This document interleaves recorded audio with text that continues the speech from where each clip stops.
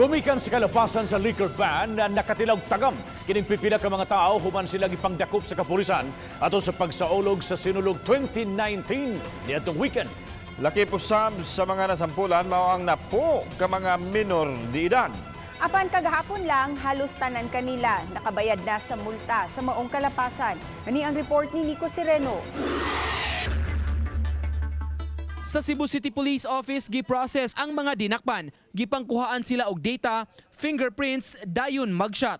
141 silang tanan nga nadakpan nga nag-inom na po kanila mga minor de edad. Naaktuhan sa mga pulis ang mga dinakpan sa lain-laing lugar nga nagtagay, maong nakuha ang ubay-ubay nga mga ilimnong makahubog. Ang ubang ilimnon gitago pa sa laing containers sama sa iced tea, tubig ug uban pa. Ubos sa executive order ni Mayor Tomas Osmeña, gidili ang pag-inom 300 metros palibot sa ruta sa parada sa adlaw sa Sinulog. We deployed around 500 na pulis eh. After the parade, nag-consolidate kami dito, nagbilangan yung mga na-pull out na. Sabi ko magpahinga lang kayo 2 oras. After 2 hours, gimobilize ko naman sila for the implementation of the liquor ban. Pasakaan o kalapasan sa liquor ban ang mga dadakpan ug mubayad og multa sa City Hall. May tulusab nga arestado sa alarm and scandal. Iniintindi ko na it's party, di ba? Party. Pero to the point na parang wild ka na and then nakadisturb ka ng ibang tao, that's another story, hindi yan pwede.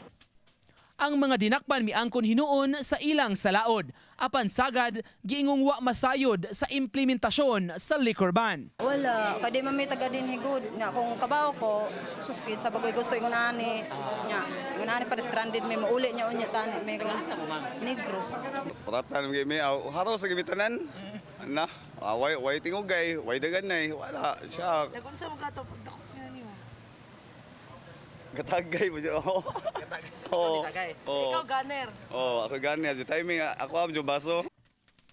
Matod sa kapulisan, sa sunod nga kasaulugan sa Sinulog, mas istrikto pa nilang ipatuman ang balaod. Nico Sireno, Balitang Bisdak.